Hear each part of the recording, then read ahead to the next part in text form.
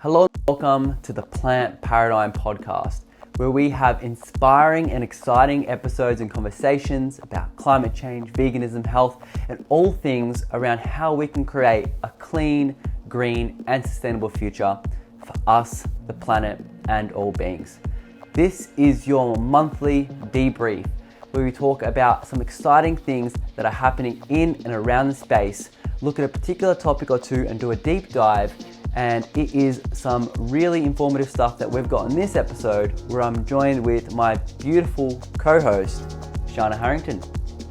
Hello. Welcome again to another rendition. How long have we been doing this now? I actually have no idea, but I like to call this podcast or this episode Pillow Talk. Pillow Talk. Pillow Talk with an environmental spin. But that is our Pillow Talk. That is very much our Pillow Talk. So we are using a new set of mics for those visually inclined, but it is my old set of mics. We've got little lapel mics on, which is super fancy, so we can move around freely.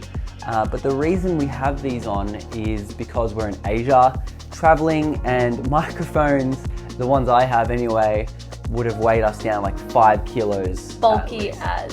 Super bulky. So we thought, I got these 2 lapels, which should be high quality. I'm hoping it sounds good. I'm not too sure. I've used it for video work in the past and found that it actually works pretty well. But I'm excited to be able to actually move around and not worry about a microphone or hitting it, or staying a certain amount of distance. Yeah, look, maybe I can still manage to do it somehow with those sounds. But yeah, we're in Asia. It's been a month now that we're traveling around. How have you liked the continent? Loving it, actually. Loving it way more than I expected to. Feel the same. Yeah, definitely. So we've gone to Bangkok, where we spent 5 nights, Chiang Mai, where we spent 9 nights, then Phuket, where we spent 7 nights, and now we're in Cambodia, where we're just finishing our time in Phnom Penh. So what's been your highlight so far? I really love Chiang Mai. Yes. And visiting Chiang Rai for the day. I'd never been there before. Obviously, I'd been to Phuket, and you had been to Phuket. Yeah. We'd both never been to Bangkok either. Yeah. That was for both of us, it surpassed both of our expectations, Bangkok. Yeah, because you just think it's hectic, it's heavy. Dirty, it's a big city. And look, it is a big city. It is. And we could say it's dirty as well. Well, there was some Phnom Penh is a lot worse. Yeah, it's definitely sad. But vegan food, my goodness. So far, so good. Yeah. Let's give people a debrief, because I've actually done, back when this was the How to Travel Vegan podcast, I did an episode of Bangkok, I believe. I did one on Chiang Mai. I did one on Phuket. I hadn't done Phnom Penh or Siem Reap. Did you just say Phuket? Yeah, Phuket. Some people say Phuket, some people Do not say Phuket. Is that not a good thing? It's not called Phuket. Phuket, whatever it's called, it's okay. I'm just uncultured here for a moment. So in Bangkok, so far Thailand was incredibly easy to be vegan. Yeah. So easy. Lots of fully vegan restaurants. Yeah. Yeah, and that's the shock, because it's not like there's a language barrier. Like anything on the menu you point to, it's vegan. Like you're okay. And there's a lot of things that were accidentally vegan, and we can't deny that street food and those local vendors don't have a little bit of a language barrier there, where we maybe had to use Google Translate once or twice. But there was so many vegan options, no matter where you were. Bangkok especially. Yeah. Like Chiang Mai had a lot, but Bangkok had just a ridiculous amount. I feel like no matter where you stayed. I feel like Chiang Mai had way more than even Phuket. Yeah, Phuket kind of disappointed me in terms of vegan. There was still great food. Like our favourite place was probably, Go vegan? Yeah, it was Go Vegan. Every time we went there, incredible food, incredible service. I think we went 3 We went 3 times, yeah. And the guy was lovely, and Yes. they have a yoga studio as well. But Go Vegan Cafe, if you're in Phuket, that's definitely the way to do it. In Bangkok, what was your highlight, would you say? I'll go first if you're still thinking, because the vegan table. I was going to say that. Yeah, it's not cheap. No. It wasn't. We racked up a bit of a bill. Definitely, I think probably slightly less than Western prices, but nowhere near your Asian prices. No. Best cheesecake I've probably ever had in my life. Yes. You moaned at every single bite. Yes, it was very sexual experience. But even the pizza, like Western food. The pizza was excellent. It was a wood fire oven, and the owner or the persons everyone we spoke to there was incredibly nice. Yeah. And there was lots of other places in Chiang Mai. Do you have a favourite? No, I don't think so. Good Souls was pretty good. Yeah. I really like hummus. I'm going to say hummus. Hummus was great. It's Mediterranean food. So we're just, the reason I'm wanting to bring up these places is firstly to definitely solidify the idea that vegan is so easy to travel in Thailand in particular, because that's what we'll talk about. But it's super easy. But yeah, hummus was this Mediterranean place, and you come in, they give you a free drink, which is awesome, super yum. It was so yum. And it was just like falafel wraps, which was like, what, 80? Yeah, like pita sandwiches, they were called. $3, $2, like these meals, and you're just like so yum, and you finish with baklava. It was just a great experience. Yeah, the free baklava as well, which you doubled down on. Of course. So the food, 100% easy, and so much great yumminess. And I think, Phnom Penh so far as well has been super easy. But I wanted to touch on something that we can maybe both talk about, which is our experience going into a village's hut in Thailand. Yeah. What an incredible story. Give us the brief. Goodness. So we were doing a bit of a walk through, what was it, the village? Hamong Village, yeah. And got on the motorbike and we went exploring. First we stopped at a little waterfall, and that's where we found that little caterpillar. Yeah. If anyone can tell us what that's called. Yeah, we posted it up. We had no idea. It was like a leech looking thing. It was like super furry, but it was black in colour, white fur. Really strange. Yep. And then after that, we went on to Hamong Village, which was just this little town on the hillside. Just land, rice fields. They had heaps of coffee. Coffee farms. Yeah. Lots of shops and little markets, obviously for tourists. And then you had to pay to get into their village. Which was like 10 baht, like 50 so cents cheap. or 40 cents or something. Yeah. And as soon as we got in, what did we do? Oh, we shot the little wooden archery thing. Yes. It was like 40 baht for 10 shots, something like, it's $2. Let's just have a bit of fun. Yeah. Did some shots. And then we just kept walking. Did not know where any roads led. It was so rural. And on our way to the village, we walked past these two Canadian blokes, and they were like, "Oh, is there anything there?" And we were like, "Yeah, it's an actual hike that you can do, but it was quite foggy and rainy." But we're like, "Oh, it's so pristine and beautiful." And you just hear, like, there's meant to be gibbons in the area, so you just hear lots of sounds and nature, and it was just birds galore. Oh, birds galore, and super lush and green. But yeah, we continue walking on. We only did part of the hike because we had to get back to do work. Yeah. But the part that we did, we were just walking through some farmland and we saw some bananas growing. Yeah, heaps little of tiny bananas. They were just, there's like chooks running around. Yeah, chickens everywhere. And then across the field, there was a man that yelled out to us. I yelled out to him first. I see him and I'm like, "Oh, sawadika," which is like the hello. And he yells out, "Sawadika," back. And then we just keep walking. We're just like, "Oh, what a nice man, nice looking man." And yeah, you eventually just start signing to just. And I'm like, "What do you?" Like, I'm like, "Do you really want me to come over?" Like, he wasn't close. No, he wasn't. Like, this was like 50 to 100 meters. And it wasn't like there was a path to his house. We had to walk through crop fields, like his own crops. I'm like, "What are you're telling me to go there?" But of course we did. Yeah. We wanted to go and meet this man who at the time we were like, surely he knows no English. Yeah. He's standing in front of this little shack-like building. And you could tell, like, tin roof. It was not... made of wood. Yeah. It was not a home. But anyway, we went over and he invited us in his house. Because it started raining. It did, It was quite rainy, and I think he was saying come in and come indoors for a little bit. And it was cold for him, wasn't it? Yeah, he was like, "Oh, it's too cold." Yes. It was like 27 degrees Celsius Yeah, it or was something. so hot. So he pulls up these tiny little stools, like this big? Yeah, tiny. Tiny little stools, and gestures for us to sit down. So of course we do, and he's sitting, kind of squatting around. Yeah, he's doing the Asian squat. Yeah. Yeah. that full ankle mobility, beautiful form. How do they do that? You can do it. It's a lot of practice. It's just stretching. It's working on ankle mobility. That's a lot of what it is, and hip flexors. Yeah. Okay. Moving on. I'll start working on that.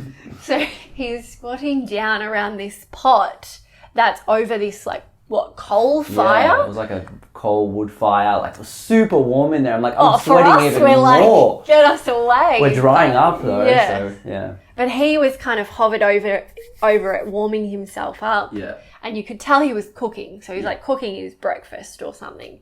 And then there was another little girl in there and she started speaking a little bit of English to us. She asked our names. What else? She was, I don't even know what she said. It was definitely the names, and we asked, like, do you live here? And she's like, yeah, we live here. And as if you're picturing, like, in a shack, and I reckon I could take 4 steps in every direction and be at the end. Like, it was a small shack, like maybe slightly bigger than a kid's treehouse. Like, it was truly small, and you could just tell that they lived in that. Like, there was four of them there, I think, or even 5. Yeah, so there was a lot. Yeah, but continue on the story. And they had sheets to put, like, privacy sheets up. So you could tell their bed was over there behind the sheet, which we didn't obviously go past. And then you could hear a little TV in the background. Again, I don't even know if this place had electricity. So I don't know how they had a TV, what was happening. But it was just so cute. And then what? Well, then he comes over and gives us corn. Like this corn that... And, you know, last monthly paradigm, if you tuned in, I talked a lot about how we've kind of narrowed down a lot of our foods. And corn was one of them. So there used to be many hundreds and thousands of species of corn, but really we've nailed it down to 2. And this corn that he gave us was so discolored. Like the corn we see now, the sweet corns are all yellow. This was like purple, and next spot was white, and then red, and then black. It was different heights and different thickness. Like it was just a chaotic piece of corn. And it was quite small too, wasn't it? Yeah, and it was chewy, and it was had like sticky. a meaty sticky is a good description. And I'm just like, the thought of all this guy has nothing. His carbon footprint, firstly, very small, probably very, very tiny. And he's given us something. Like, we're white in colour. When someone sees us in these Asian countries, they can assume we're quite well off, especially if we're privileged. We're privileged, that's correct. And he gives us this corn without asking for anything. How's he going to ask for anything? I can't speak English. No, and we can't speak Thai. We tried doing the translate with him, and we asked him how many children he has, and he understood that a little bit, and he told us he had 3 children. Yeah. So this man lives on this farmland in this shack, and he is giving us corn. Yeah. This is corn that could go to his children's mouth. This could go to his, next meal. It doesn't have to go to us. But he has this kindness to offer us food. What? Yeah, it's super humbling experience, and it just kind of talks again of the values that we have as a society. And, he lived on this farm, beautiful hydroponic system, going through and watering all these crops. Once we ate the corn, he's like, just throw it, it'll compost, the chooks will get it, or whatever it may be. And to say thank you, we couldn't do much. We gave him 50 baht, which is about $2 Australian. We had a $2 coin that we wanted to give him as a memento, but we left it at the apartment, didn't we? So we didn't have that. But we wanted to give him something just to show our gratitude. Yeah, definitely. And I'm sure he didn't do that to receive anything. No way. He would, he was very grateful. He was super, because, you buy corn there, you'd be paying maybe 10 baht for the 2 corn, but we, just gave him that as a thank you for housing us and just as a kind and gesture. we were there for 10 minutes or something. Just having a chat by the fire. Just to be able to have that experience was priceless for us. We stood outside for a bit, and he showed us where the corn came from, and it was like in this purple. Yeah. Oh my God. Beautiful. And then we just we saw his wife in the farm. Yeah. She was farming. And we met some of his little children. He didn't know us at all. He doesn't know what we're capable of. But it was, Still invited us. Yeah. Yeah. Such a beautiful gesture to kind of, the point in all this is the people, if you allow yourself to have experiences like that, I think you'll be so much more fulfilled in what you do. Like I instigated that. And he might have done it regardless of me yelling out Sawadeka across the field. But you have to just be kind to receive that kindness back. And that's what we've kind of felt through this whole, 4 weeks that we've now been across Asia. Everyone we've come across has just been super kind. Super, super kind. Like, would help you out even if you had nothing. Like, it's not one of those, I help you out, you give me a bit of something. Like, they would genuinely help you out. Like, no one's here to harm anyone. No. And it's, I think you can have those experiences in Western countries like Australia, US, UK, but I don't know if it's personally just my experience, but I think they're few and far between, especially because it's not culturally appropriate to just talk to strangers like it is here. And maybe that's something we can do as humans to try to bring those lessons onto a more Western framework. But yeah, it was an incredible experience all around to really see something that's, firstly, it wasn't monocropping and just having that lovely interaction. I think they're also very appreciative that they've got tourists there. So he saw that we were tourists and wanting to maybe give us an experience as well. Yeah. Incredible. Yeah. And, there is a dark side when you travel through Asia. And, we've talked about it in the past, and it's something we'll get into a lot in the episode. But Asia as a continent struggles with plastic. And we've seen this firsthand. You look at the streets. Phnom Penh's probably the worst level we've seen so far. But going on the beach, southern Phuket, and crystal clear blue water, turquoise, absolutely abundant with all kinds of different life. And on the shoreline, if you walk, there is just plastic. Like, I'm not talking, yes, you can see a huge trail of microplastics, but I'm talking, you can see fishing nets and lines, like those, not local, but those industrialized, big, thick, durable nets. And I don't know if that's from us, from them, it's hard to say. But yeah, that's been a really abrupt awakening to how these people can... It was just strange to see that that's a thing, and they still use plastic so abundantly in every... Going plastic free here and doing plastic free July has been the hardest thing ever here. Yes. Going vegan, no problem at all. But going plastic free, my goodness, it is just... People have... those like takeaway cups you get in like McDonald's, Hungry Jack's. They have one of those little... No, more like cups. A bubble tea cup. Yeah, like a bubble tea cup. And they have that in a plastic bag, a small plastic bag, and they drink out of that from the straw of this plastic drink that's in a plastic bag. And they sell like soups and curries in plastic bags, like tied, like a goldfish. A really soft plastic as well. So imagine a hot soup in a soft plastic bag. It's plastic soup, really. It's absolutely horrendous, the amount of plastics that have plagued all reaches from everywhere we've gone, from the rivers and the mountains and the beaches and the streets. Like, it is heart-wrenching. But yeah, Phnom Penh has been by far the worst. It's so strange to see. It's really... It just comes... We'll talk about the plastic, but I think it really comes down to, one, education, what we're talking about off mic, but also government funding facilities is just hugely lacking here. Yeah. And not only that, places like Australia are selling our recycling and rubbish to countries like this, and they don't have the infrastructure for it. Correct. It's not a good system what is currently going on.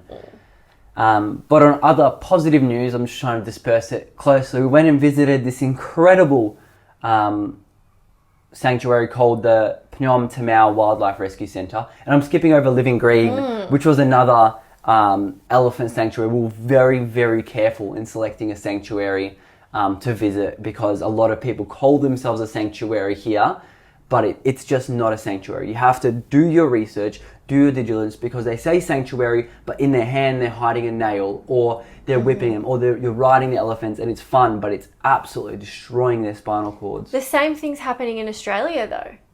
With elephants? No, as in the word sanctuary. Yes. Hillsville Sanctuary. Hillsville Sanctuary, yeah. Which, it might be better than, say, Taronga Zoo. Taronga Zoo. I don't know, I haven't been there. But it's still exploiting animals 100%. for money. 100%. And I mentioned Living Green because we did our research, and these were rescued elephants from the circus, the wildlife trade, etc.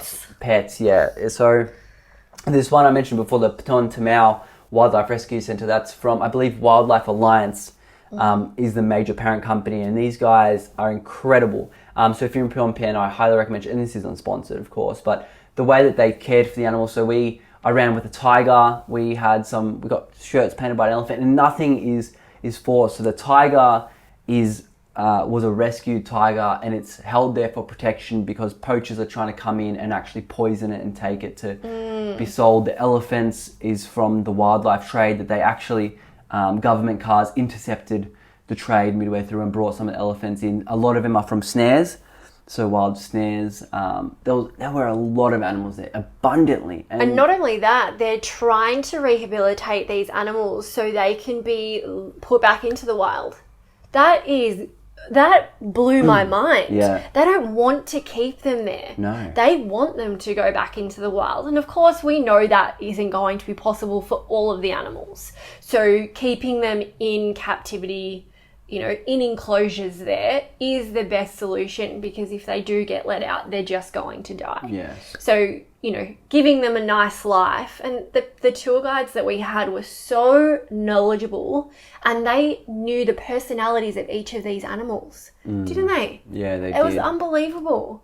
Yeah, no, 100%. So, it is possible to go and visit these. Like I said, we saw tigers and elephants and bear cats and otters, your favorite animal, otters. And you're right, you can't release every animal. They have certain rules. So they say if the animal is born here, so if in like some of the habitats, they have like different grades. So if they're at a certain grade, they're starting to get prepped. So every 6 months, they move them to a more wild habitat. And this is like 40,000 hectares. So it's not a small property by any means. It's not a zoo where the longer the animal's there, the better, more profits they'll make. So this is the opposite. So because they're a non-for-profit, they lose money. So with the tiger, for example, they're saying they spend about $40 US a day on their food. Same with the elephant. Like that's a lot of money for, I don't know how many elephants they had. I think 6 or something like that. I think it's 4. Yeah, 4 or 6. It's a lot of money. So just understanding the concept, using a non-for-profit, you can have these incredible experiences, especially as a vegan, which is why I think this topic is important. We love animals. We don't want them to die. And they catered for vegan food as well. We did the tour. So knowing that you can have these close, beautiful experiences without going to a zoo where they're kept in enclosures. Like there is ways for you to interact with an animal to really connect with the nature and do something for a good cause without going to Melbourne Zoo or Stockholm Zoo or some of these horrific places for animals. And we went into one of the enclosures. What was it? Little monkeys? Was it middle school or something for them? Because they couldn't have the enclosure too tall because they kept falling down and hurting themselves. So they had to have it a bit smaller. Mm-hmm. And we were allowed to go in there. We weren't allowed to touch them. We weren't allowed to pat them. There was no eye contact. You couldn't show your teeth. Mm-hmm. It was these things that they knew to keep us safe, obviously, because they are wild animals at the end of the day. Monkeys are very smart, so they do imprint off of humans very easily. So we were really privileged to go in there, and we just sat there like statues, and the monkeys would climb on us as if we were part of their enclosure. Yeah. Obviously, they knew we were humans. Like, they were playing with my hair and, giving you a lick. And like, they knew we weren't part of the wood, but they have to know about humans, and because we're a danger to these societies. So if they see a human, they don't need to, get spooked, be wary, but know how to interact. Yeah. Which is a big thing for them. So they were very careful with the way we interacted with these animals, and they didn't really let us interact with any animals that were going back into the wild. Correct. So there was a lot of the park that you couldn't touch, no animals you couldn't, like nothing like that, because they knew if they have a good relationship with humans, they might start to go towards the evil and bad humans. Yeah. So yeah, it's a good point. And then kind of touching on what we're doing next week. So we're doing an event, which is exciting.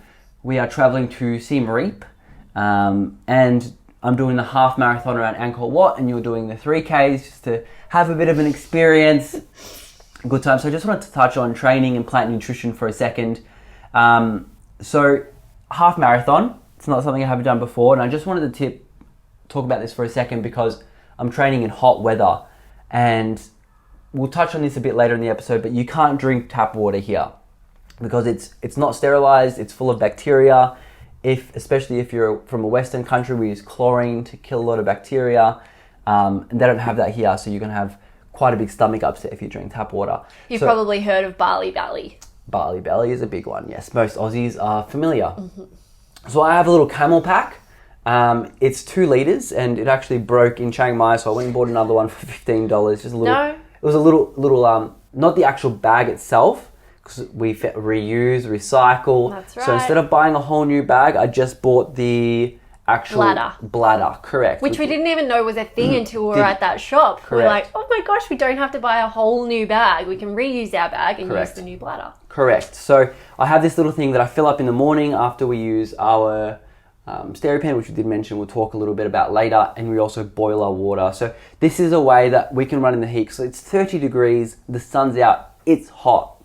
So you just put the water in there, it holds up to 2 litres. You can also put in snacks and whatnot, because if you're going out, you might get stuck somewhere, probably best to have money. But in terms of plant nutrition and hydration, always carry a lot of water if you're doing long runs. So for this Siem Reap run, for example, I'm kind of looking at doing it sub 2 hours. So in terms of plant nutrition required, I did just buy actually creatine monohydrate, which I'm trying. I don't usually supplement at all, like 0%. I have some protein back at home some days of the week, but what I'll do in terms of nutrition is put a scoop or 2 of the creatine monohydrate in. I'll probably put in like 2 or 3 cans of coffee into the bladder.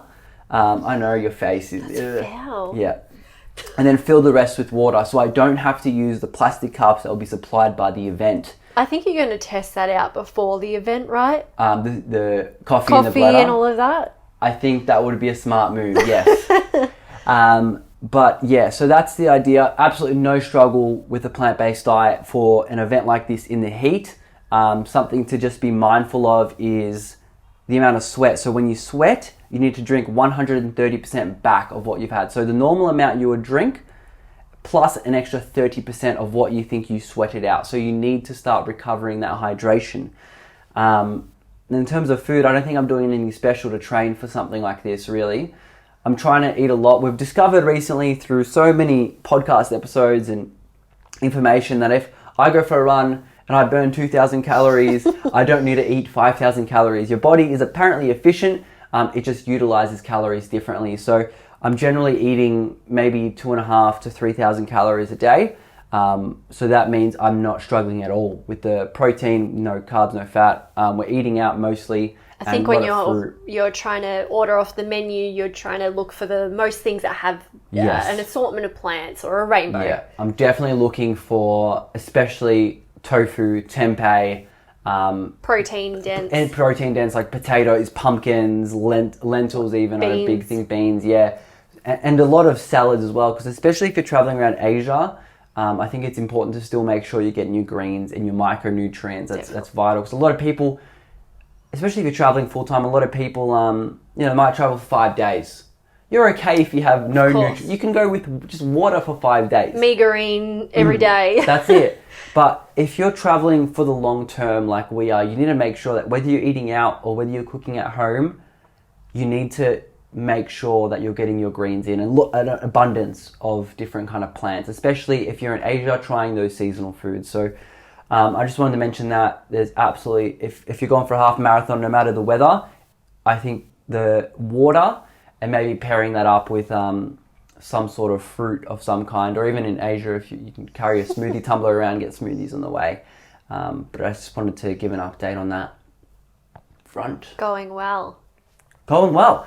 But we are about 30 minutes in and haven't touched on our stories. So how many headlines have you got? I've got a few. Look, I think it's mainly a deep dive. I think will take a lot of time. But I'll let you start with the first story. McDonald's has introduced the McPlant to Australia.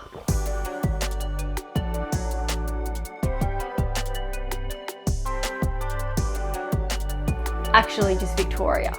Really? Is that like right now? Right now. It's there. It's available. So the McPlant originated in the UK after a deal with Beyond Burger. I believe this is a contact... I believe this contract is going for a few years. Mm-hmm. In the UK, the McPlant is vegan. Full vegan, non-dairy. They've actually got non-dairy cheese and non-dairy mayo included in it. So it's been brought to about 200 stores in the US as well. And it's not vegan. So it still has dairy cheese and it still has dairy mayo. Mm-hmm. And that's what's been introduced in Australia. Mm-hmm. So the McPlant, don't be fooled, it is not vegan. Vegetarian. It is vegetarian. Okay. It's good to know. I think the Hungry Jack's burger can be made vegan though, and I'll need to cross-check that. But I had it years ago when V2 first came to Australia, and sorry Hungry Jack's, but it's rubbish. I still haven't had it, so I do need to try. But like, we don't eat this food. No. This is for those people that have non-vegan friends but want to maybe try and convince just a little push. Yeah, instead of getting your what's the burger, Big Mac or something, just get that one. Just trying out different things, different market. But I think that's a good point. It's not a health food, and I think this is a great opportunity to talk about a little kind of journalistic piece I did on Instagram the other day about will burgers make you transgender? The Impossible Burgers. So this is, I think, I'll try to remember as many details as I can, but this was absolutely hilarious and ludicrous. A veterinarian, I think his name was Andrew Lang or Andrew something, he came out and said this ridiculous Facebook post that said the Impossible Burger has 44 milligrams of estrogen, yada yada yada, a few swear words in there. This burger will make you a female. And that's in quotes. This burger will make you a female. And I said, this is the weirdest claim ever. So it's pretty easy to find. And it was actually a bit hard to source the original because his name was like something with numbers and codes. Like it looked like a meme account. Right. So it was hilarious. And of course, Sean Baker, he retweets it without even looking into the source. So he's retweeted something onto his thousands of followers that love that information. And so I ended up getting hundreds of thousands of impressions within a few hours of it going live. So it was just craziness. Anyway, so let's clarify something. So 44 milligrams of estrogen, that's the claim. Firstly, the Impossible Burger has 0 grams of estrogen, micrograms. And the reason is because estrogen can be only found in animal and human, if you eat humans, products. They're only found in animals. That's it. Plants have phytoestrogens. So that's an estrogen-like compound that has different effects. It's regulated very differently by the body. So the Impossible Burger doesn't have 44 milligrams of estrogen. It has 2 milligrams of phytoestrogen. So there's absolutely no rhetoric. So 44 grams of estrogen, but the actual truth is 2 milligrams of phytoestrogen. So I was just like, if the numbers are the same, maybe you could get away with it, but the numbers and the actual hormone is completely it was. And we know that phytoestrogens are very beneficial. So an example of a phytoestrogen that I think a lot of people are familiar with is resveratrol. That is a class of phytoestrogen, which we now know, people find it in your red wine, your grapes, certain foods like that. To help with anti-aging. Anti-aging. Oh, that sounds horrible. Keep that resveratrol away from me. So I thought to just add on. When I'm not saying Impossible Burger is a health food. No. I'm just saying it's not going to turn you from a male into a female. And it's not going to damage you if you're a female. You're not going to become super feminized or anything like that. So I just found it to be very, very funny. Thanks for sharing that. You're welcome. But I do just want to touch on what the McPlant consists of. Okay, go for Sounds good. Yeah. So it's their famous sesame seed bun, onion, ketchup, mustard, tomato, lettuce, and pickles. And obviously the Beyond Burger. Yeah. So it's not like if you're taking off the mayo and the cheese, it's got no sauce. It's still got sauce and it's still going to be tasty enough. I don't know. I've never had a Macca's burger I know, it's so in my weird. whole life. Yeah, okay, yeah. So I'm not sure how it actually tastes, but from my understanding, Macca's will monitor the way people are ordering this burger. So they're going to be monitoring whether people are taking off the dairy products, and That's then good. they will alter it as they see fit. That is, I'm really excited to see that, whether they get a lot of vegan, because there are a lot of junk food vegans. They're really, really, I think there's a Facebook page dedicated to junk food vegans Australia, and I think there's just junk food vegans as well. Right. I've seen a US one as well. So it is a huge market. And look, everyone likes to dabble into junk food every now and then. Absolutely. It's like, if... It's your hangover food. Right? Yeah. Which I wasn't allowed to get after our engagement party. No, I don't allow that kind of stuff. Get out of here. So they will address it accordingly in the future if they see fit. Yeah. We will see. So everyone go and order it and take off the dairy. But another thing to note, the patty will be cooked on the same grill as the meat. Yes. Okay. So some people are very funny about cross-contamination. Yeah. In some cases, people say that that's not actually vegan. Yeah. I guess that's open to interpretation, completely up to you. Yeah. And meat products and eggs, it'll be on the same grill. Good to keep in mind. In the UK, that's not actually happening.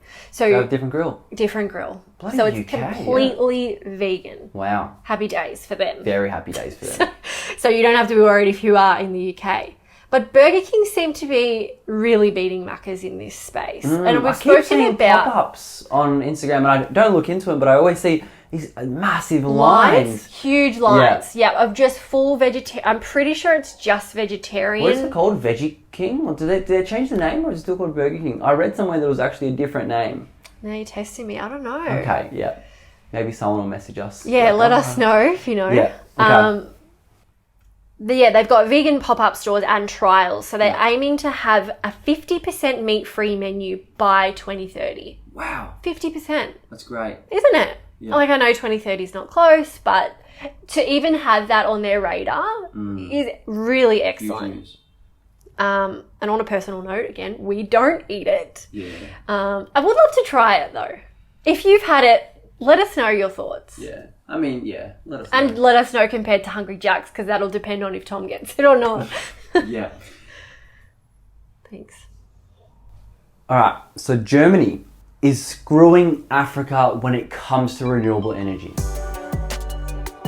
Very much so. So last month I talked about how Germany is looking to invest many millions and billions of dollars into the African continent and certain coastal countries to look at oil and gas exploration to try to cut off their reliance on Russia. So it sounds great, but it kind of screws over these African countries. And that's what we dived into last month, for those that do remember. And a few days after the episode came out, climatetracker.org actually did a deep dive on these exact topics. So they obviously listened to the show, which is fantastic. Hi guys, how you doing? Now they again mentioned, like I did in the episode, that if Germany didn't want to pay the development of their own renewable sector, they're now creating this whole cacophony of disaster over there. So it just wasn't a good system. Now, what they actually did was incredible, is if they still wanted to build it elsewhere, like they're still looking for gas exploration elsewhere, it's not in Germany, they could help Africa build a renewable infrastructure, which is, I know, mind-blowing, where over in Africa, wind and solar are already the cheapest form of electricity. So they are, in some sectors, ahead of Western countries. Well, it's the second driest continent in the world. The sun, wind, all that stuff. But the powerhouses there are Egypt, Nigeria, and Senegal. So Senegal, I think I've mentioned on the show before, has had some pretty horrific incidents in terms of gas explosions and lots of deaths related to that. But anyway, they first looked at Egypt. So what can Egypt do? And they found that if Egypt went up to 82% in renewable energy by 2035, it would create an additional 1.8 million jobs compared to, and in addition to, the current government strategy. Is that just Egypt? This is just Egypt I'm talking about. So this is incredible. And it would also prevent 5,300 premature deaths that's linked to the air pollution that's generated from natural gas in the next 2 decades. So that's Egypt alone. Huge benefit there. And we've been to Egypt. We know how the air feels. Super muggy. It was really muggy, and you just didn't feel like you were getting clean air. And 100%. we saw like blocks of land that should have had buildings on it, but it was just rubble and dirt and rubbish. Rubbish, yeah. Just rubbish everywhere. Yeah, that's poor management on their part. But yeah, huge opportunity there. And then kind of jumping across to Nigeria, if they aligned with renewables and stuck with a 1.5 degree target, they could create 3,400 jobs per year per megawatt hour generated. So the reason this figure is really important is because, as you know, once everyone starts to make that transition to renewable, everyone starts to get a kick up their bum with these actual net zero targets, then we're going to have to start importing renewable energy from other nations. And that's why this megawatt hour is really important, because there's seldom a cap to how many jobs this could create, how much income this could create for an economy, especially a developing nation like those in the continent of Africa. So this is really big, and it's the same with Senegal. So again, huge oil and gas giant. They don't export a lot of their stuff because they lack the infrastructure. So this is where it gets really tricky. But if they invested those billions into building the infrastructure there, it would be a huge risk as a stranded asset when we're looking at oil and gas, because they don't have it there at the moment. And we know that once a build starts happening, it takes about 10 to 15 years. What's the world going to look like in 10 to 15 years? A lot of countries are coming close to net zero. Hopefully very heavy on the renewable rather than the... Seriously. Yeah. So imagine spending billions there, and then that's all stranded. So not a good idea. But if they stuck to that 1.5 degree target, they could create 6,700 sustainable jobs per, again, megawatt hour of electricity generated. So huge opportunities. And if someone wanted to look into that further, I'll leave the link into the... Someone should go and tell Africa this. Yeah, just how or Germany, true. They could be Germany a huge really investment partner in this whole system. Like, they could really create something big and great for these three booming and population dense countries. But Germany does very well, doesn't it, in renewable sector and everything? Well, I'm not 100%, because a big part of their plan was nuclear. Yeah. But from my understanding, a lot of their nuclear plants are currently offline that were built, and the infrastructure is there, but after the Hiroshima incident in southern Japan, they kind of stopped it off. Yeah, they stepped away. But it is a part of theirs, and France, their neighbour, their net zero plan. So France is focusing, I think over 50% from memory, onto nuclear energy as one of their big pathways to net zero. Yeah, so that's my rant on Germany. Scheisenhausen, get your act together. Sort it out, Germany.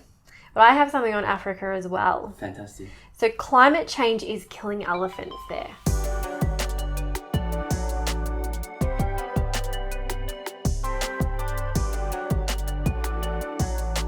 No good. And we've just spent a lot of time with elephants. We've just been talking about the dangers that elephants already face in the wild. So Kenya's Wildlife and Tourism Minister has come out and said that climate change is now a bigger problem to elephant conservation than poaching. Whoa, Yeah. that's crazy. So in the past year, the country's recorded 179 elephant deaths to the ongoing droughts, only due to the droughts. Wow.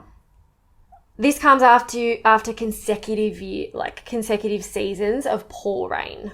So the rivers and the water plains are drying up. Grasslands have shriveled in this particular game reserve.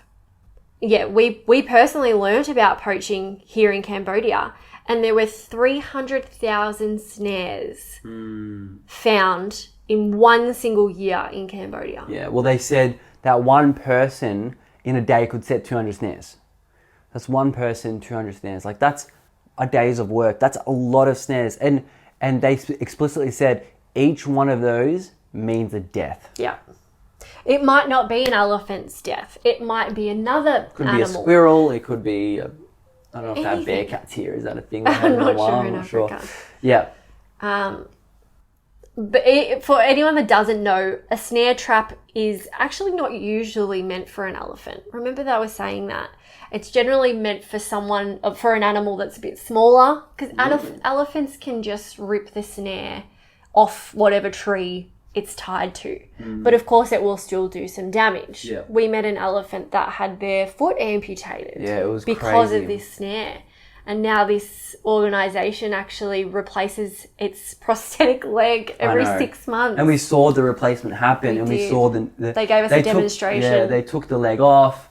And they were explaining how the elephant, this is a really big sidebar, how the elephant kind of figured out that it's a prosthetic leg. And because at first, like, you'd be scared, like, what are they putting on my body? And he started to walk on his And three at that legs. time, it was an open wound because elephant skin is so thick. It takes like a year to heal over. Yeah, and even when they took it off in front of us, it had been years, but there was still like a patch the size of my hand that was like red and fleshy. Yeah. So, yeah, insane.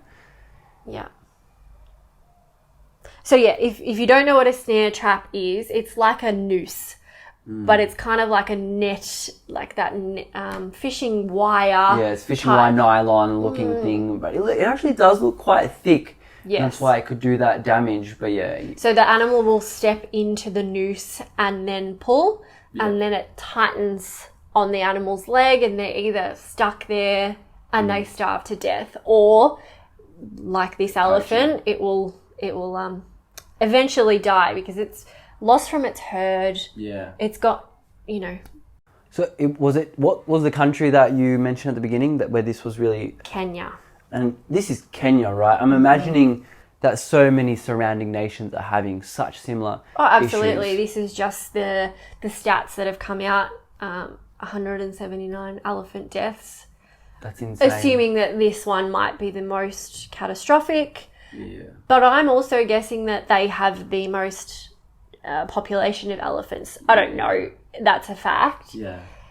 I think I've But it's horrific. I've seen this stuff on Instagram before where they do like drone surveillance and they just see like the dead elephant just there. I'm like, this is a bush elephant. This guy weighs 5 tons. But we've also learnt how much food they need every day. How much 100 was it? kilos. 100 kilos a day. So if the grasslands are shriveling up, if the fruit on the trees aren't growing, these elephants aren't eating enough. 100%. Yeah, that's super shocking and sad, but we need to start. And it just sucks that it's these poorer nations and the animals that are just getting shafted into all of this. But it's really good to see that they're attributing it to climate change. That is a good idea. Rather than, I don't know what else they could say. What is happening but, here? It's someone's voodoo magic that's killing all these elephants here. So it is definitely getting out there a bit more, which is really good to see. And hopefully the education follows on after that. 100%. Are we ready to get into our deep dive? I'm a bit scared. Bit scared. So is it possible to have a plastic-free ocean?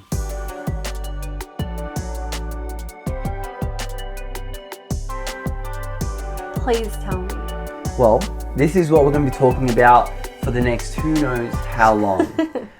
It is a very complex topic, and I only did maybe 5 hours of research into this, and it's not enough. Like, you can sit there for an hour and you'll accumulate 20 tabs on the first layer of an issue that goes an Arctic level of deepness. It is absolutely insane the amount of issues that plastic has caused since the 1950s region and its invention.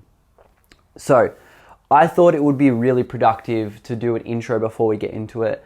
I'm not really going to touch on the health impacts. We know that very clearly, or the social environmental impacts. But I thought it would be productive to know that plastics economically cost humanity over $2.2 trillion each year in environmental and social damages. So the reason why this is important and we're doing an episode on this is because that $2.2 trillion can almost alleviate climate change damage in many, many, many countries. As you could probably alleviate, and there is actually a number, I'm not sure what the number is, but I think you can alleviate climate damage in the continent on Africa with that amount of money. Well, that would cure world hunger.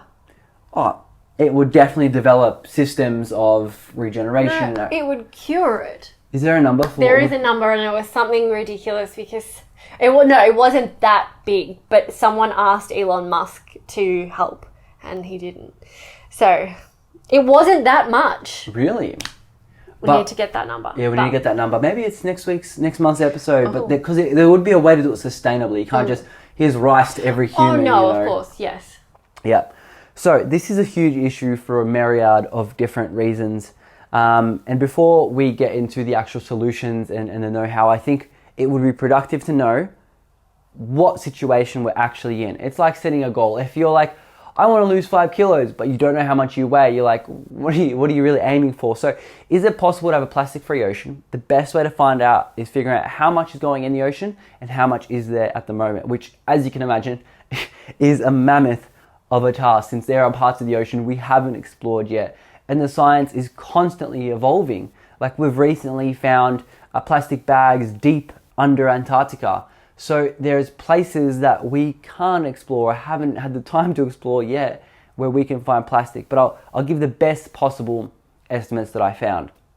So according to a 2015 study published in Science, they figured out that in 2010, I say figured out, but they estimated that in 2010, 8 million metric tons of plastic entered the ocean, which is 3% of the total amount of plastics made entering the marine environment. So think of the largest marine animal. What is the largest marine animal? The blue whale. It is, in fact, the blue whale. So they weigh up to 200 tons. Oh my gosh. So this, and we're talking about elephants, elephants that are 3 tons. 3 this tons. is 200 tons. That's 40,000 blue whales entering the ocean full of trash every single year.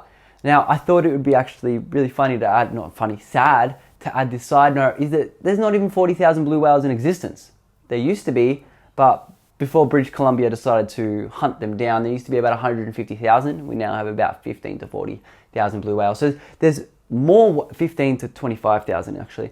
There's more blue whales in plastic entering the ocean than there is blue whales in existence currently in this day. Wow. So absolutely cacophony.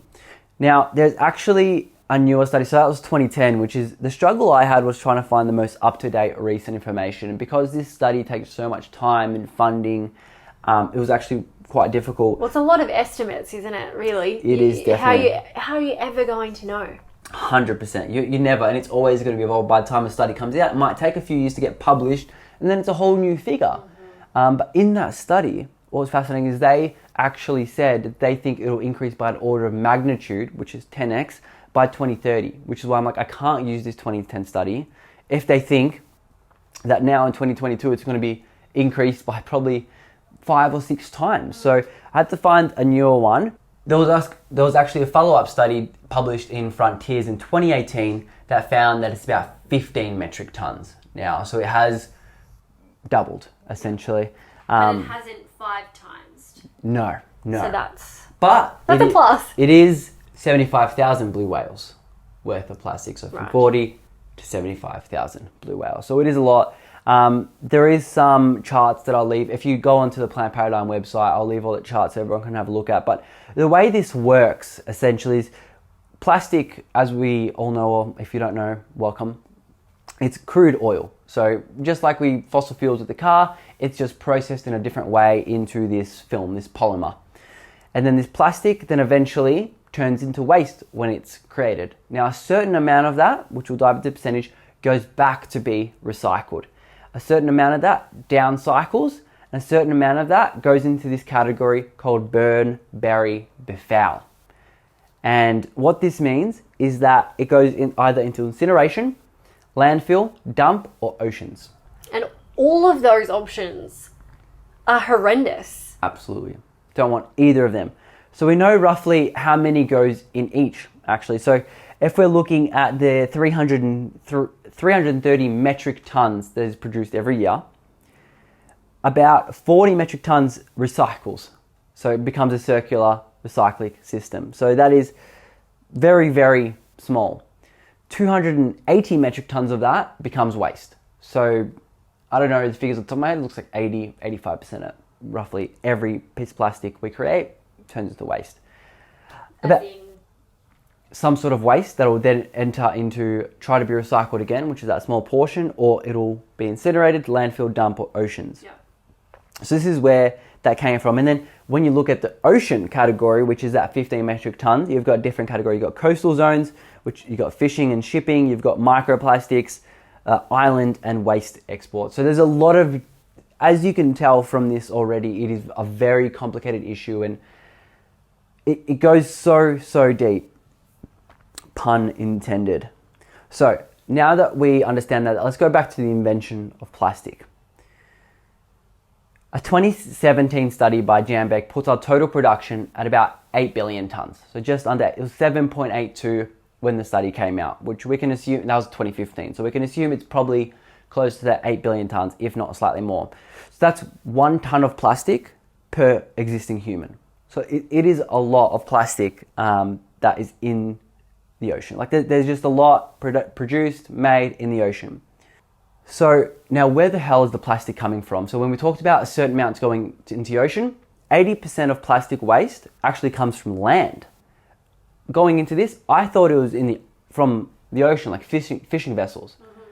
Mm-hmm. And that's something I'll dive into a little bit, because we watched Seaspiracy, and it is a very popular documentary. In that, they claim something, and I might have misconstrued. It's been a while since I watched it, but in my mind, they claimed 50% of plastic in the ocean comes from fishing vessels, commercial fishing vessels. In fact, the correct statement is 50% of the plastic in the Great Pacific Garbage Patch comes from fishing vessels. That's what I understood. Correct. I misconstrued that completely. Okay. I thought so much was coming from the fishing industry. It was just ludicrous. No. But there's certain sources that between 20 to 30% of all plastic comes from marine sources, and fishing vessels usually sits at that 50% mark. But a lot of it is coming from land. Now, I thought this was super hopeful when I heard that, because we control the land. Yes, we do. We are not fish. We are land mammals. Yeah. And it's so hard to police oceans. They are just so big and so wide. It's impossible. And we've known that from looking at things in the Sea Shepherd. Mm. They do a great job, but it's just so hard. But there's still illegal fishing going on. There's still everywhere. All this pirating. Yeah. 100%. So the McKinsey Center uncovered that more than 80% of the ocean plastic comes from land-based sources. So that was the source there. Now, of that, 80% or 3/4 comes from uncollected waste, and the remainder comes from leaks from within the waste management system itself. So a lot of that just comes from waste, rubbish, so single use, thrown out. So their research found that more than half of the plastic leaking the ocean comes from just 5 countries. Look, we're in Asia, we've seen the rubbish here firsthand. 5 countries are, maybe I should give someone a second to guess them all, but China. Can I guess one? Go. Philippines? That is one. Malaysia? No, not on there. Vietnam? Vietnam is on there. You're missing 2, because I said China. You got 2 more. Okay. And they're all in Asia? All in Asia. No. Thailand and Indonesia. Really? Yeah. Well, Indonesia's got a lot of river systems. Mm-hmm. So we'll talk about why that's important in a moment. So now, there's about 8 billion tons in the ocean right now. That's the best estimate. So you can see why they think that there'll be more plastic than fish. So there's even a stat that's come out, and I didn't research, but I've heard for every 1 pound of tuna they remove from the ocean, 2 pounds of plastic goes in. Wow. So there's a lot of different ways and creative ways to think about how this works. Because is it still that by 2050 there'll be more plastic than fish? I didn't actually research a lot into that claim. I think that is true. because it's really hard to find, because I did actually try to find that. It's really hard to find out how much weight of fish there are in the ocean. Yeah. Really difficult to find out. I don't know if that figure exists. Not accurately. Anyway, there are estimates, and I think that claim is true. But it is true not just because of plastic, but because we're also overfishing. So there's different variables that come into place there. Now, you may be thinking, like I was when I was researching this, how in the world is there 8 billion tons of plastic in the ocean when I'm throwing my plastic in the bin? In the recycle bin? In the recycle bin, if it's applicable. Okay. Or even just the bin. Yep. Gotcha. Just the bin. So there's lots of different graphs and analysis, and I don't want to bore people with all the stats, but there's certain things that I just want to highlight. Of the 5,800 million tons of primary plastic that's no longer in use, so this is discarded waste, 9% has been recycled. So that is a very, very small number of things that are recycled. And there's lots of reason why things aren't getting recycled. So the biggest chunk of that is actually packaging, accounting for about 146 million tons. Now this is great news because you can directly impact that. Don't get plastic packaging. Super, super easy. So with all that being said, to tie this whole cacophony into a knot, we produce 380 million tons of plastic a year, and using oceanographic models of floating debris dispersal calibrated by data and corrected for wind-driven vertical mixing. So this is super complicated models and formula were developed. In 2014, Ericsson and team estimated a minimum of 5.25 trillion particles in the ocean, weighing 268,940 metric tons. So that's roughly the problem we're dealing with here. So I'm not sure if you'd like to add to any of that, but I really want to look at the possibilities of removing just under 300 tons of plastic waste from the ocean. That amount is just unfathomable. Fathomable. It is, there's no way I could work it out in Wales, but like it is a huge amount. And there's, like I said, 9% gets recycled. So you putting your thing in the recycling bin, which I'll touch on a bit further, isn't the solution to everything. But no, yeah, it's not. What can we do about this mess? Well, I think the question is what is being done about this mess? Okay. So there are a few organisations out there working on this problem. One I did look at was a non-profit called the Ocean Cleanup. You've probably heard of them. Seen them on the news. Probably, yeah. And the name kind of just tells you exactly what they're doing. Their website is super interactive. You had a little bit of play around. It is a really good website, so I highly recommend checking it out. Their goal is to reduce floating plastic by 90% by 2040. That is a humongous goal. Yeah. And of course, that's floating plastic. Microplastics that have gone into the sand or, broken down, there is really little that we can do about that with the current technology. Maybe one day that'll change. But their goal is to reduce floating plastic by 90% by 2040. Nice. According to research, about 80% of plastic pollution stems from 1,000 specific rivers. Yep. So they would have definitely been the 5 countries that you mentioned. 100%. And then I quote, to effectively clean up the oceans, we need to both clean up the plastic already in the ocean and intercept the plastic on its way through the rivers. Yeah. Great mission. They are currently working on the Great Pacific Garbage Patch, which we have heard all about. Yes. Size of Texas, in between Hawaii and California. Correct. Good one. You're very knowledgeable. So, I screwed up once on a podcast saying it was the size of I screwed up the geographical location. Right. Back in the How to Travel Vegan days. Never made the mistake again. Don't make a mistake like that. No. So I think there is 4 or 5 garbage patches. There's, I think, 1 in each gyre, which there's 5 main gyres. Yeah. This one is by far the largest. The Ocean Cleanup did a 12-week trial with their machine called System 002.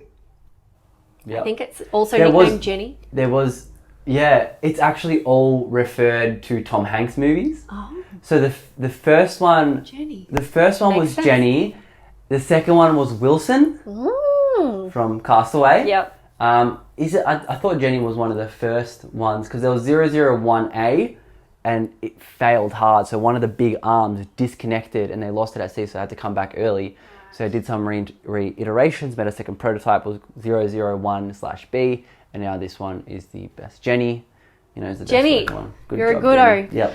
So, System 002, aka Jenny, went through this 12-week trial and was deemed safe and effective. Yeah. Oh, that's good. So now they're working on a larger scale. Can you guess what it's going to be called? Other than it's... Wait. 003? Good job. Yeah. They're not very innovative. I'll be excited when they get to like 007, Yeah. Yeah. Anyway. Your dad would love that. Yeah. So, to clean up an area the size of the Great Pacific Garbage Patch, a strategic and energy efficient solution is required, with a relative speed difference maintained between the cleanup system and the plastic. They create artificial coastlines where there are none. Have I lost you? Yeah. So they're creating they're creating beaches, or they're rounding it up in a way that stimulates that kind Correct. of oceanic currents. Yes, so they're... Because it's like a big hug. The machine is like one big looking hug. It's a big U-shaped barrier. Yeah. And it guides the plastic into the put it. retention zone. You're welcome. At its far end. Yeah, so you it has kind like... of hug it in. I don't know what it does, but I think it like vibrates the molecules into the center where it then collects it or something. So it's kind of just moving in a way that will accept the plastic into it. So it almost like a understands the current. That's just the speed that it's going. Yeah. It's going like 1.5 knots, which is like slower than walking speed. Yeah. Well, it would carry with it a lot of friction drag with the ocean, so that makes sense. Yeah. Well, on that, which is something I actually found that was really cool based on this. So there's a really cool study published in IOP Science it's called, and they created a model based on satellite tracked buoy observations and scaled it to a large data set of observations of microplastics from surface trolls that used to simulate the transport of plastics floating on the ocean surface from 2015 to simulated to 2025. What they found was actually quite enlightening. So it's kind of very related to what you're talking about now. So in quotes, the simulation showed that the optimal removal locations are primarily located off the coast of China and in the Indonesian archipelago, something like that. For both scenarios, our estimates show that 31% of the modeled microplastic mass can be removed by 2025 using 29 plastic collection operators that are operating at a 45% capture efficiency rate from these locations, compared to only 17% when the 29 plastic collectors are moved to like the North Pacific garbage patch between Hawaii and California. So they found that it would be more productive to go China and around Indonesia than it would the GBR, whatever the analogy is. Anyway. So, but 29, they said, 29 of these contraptions could remove a very, very large chunk of our plastic. And that was actually a very in-depth analysis and simulation. So it's great news that the ocean cleanup are on the right track there. Yeah, well, they're not only dealing with oceans, they are focusing on rivers as well, because as I said earlier, 80% of this plastic is entering from rivers. 100%. More on this contraption though, Jenny. Once the system is full, the back of the retention zone is taken abroad, so onto the vessel, sealed off, detached from the system, and emptied onto the vessel. So there's no open area for the rubbish to just fly out again. Great, so as that is we've a problem. seen, like garbage trucks. We've seen rubbish just fly around because it's not Seriously, open, not closed not properly. sealed. Yeah. The retention zone is then put back in place and the cleanup just carries on. Once their containers are full of plastic on board, they bring them back to shore for recycling. Not your traditional recycling. All of it. I believe a lot of it gets made into other goods. So as we've seen previously with Red Cycle, they'll make park benches. These guys actually sell sunglasses. So if you're interested in a new pair of sunglasses, go get yourself some plastic ones. You know what's really sad about that, actually? They're not creating another model. So the only reason they created the sunglasses was a proof of concept. Right. So that was the reason it can they be made done. It can be done. Like, this is our rubbish that we've collected from the ocean. You can produce a cool product like this. Well, I believe what they're trying to work out now is they're trying to not sell it, but kind of get rid of it to other companies instead of making their own sunglasses. Yeah, so it was obviously that taking makes up a bit more too sense. much time. Yeah. So they're outsourcing that, giving the plastic to other people, and then they can make products from 100%. it. They're also aiming to offset all carbon emissions from the system and are experimenting with low carbon fuels for their vessels, which is really cool because obviously if they nail it, then that can be brought into the whole world. But yeah, I thought that was really interesting. That is very interesting. Sorry. Yeah, I was going to say, what else have you got for us? Well, so more on the Great Garbage Patch, Great Pacific Garbage Patch. Every 6 weeks, there is a port call in Canada to change the crew. So there's the vessel, they dock off in Canada, change crew, they offload the plastic, pick up more resources and for the next trip. So each trip is 6 weeks. Their latest milestone was days ago, 25th of July. Wow. They had removed 100,000 kilos of plastic from the Great Pacific Garbage Patch. 100,000 kilos. Wow. Isn't that freaking amazing? That's... Days ago. That's, really, really... 100 tons. Yeah. That's a lot of plastic. Yeah. Cool. That's great. Especially if it's all getting converted into other products and being used productively, efficiently, and not just going back in. Landfill and just end up in the ocean again. So that's what they're doing for the oceans. Now for the rivers.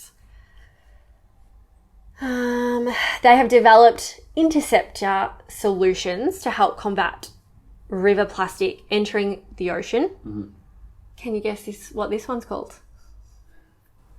I've seen river collection systems before called like transporter or... Close. I think there is Transformer? one something like that. This one's called the interceptor. The interceptor, okay. So they're Creative. intercepting Yeah. solutions. So the interceptor original is the first one. Yeah. Is in 4 locations: Indonesia, Malaysia, the Dominican Republic, and Vietnam. Awesome. So, Well, it'd be cool to see one. and we might be able to. Really? There's actually the Mekong in Vietnam. Oh. So if we just followed this river that we Okay. can see from our room, Yeah. they have 3 other technologies. So there's a barrier, a tender, and a fence. Yeah. So I'm sure you can kind of gather what they do. There are 8 interceptors deployed in 5 different countries. And then I've got some stats for you. Shoot us the stats. So about 77 kilos of trash was removed in the last 30 days. 77 kilos. Yep.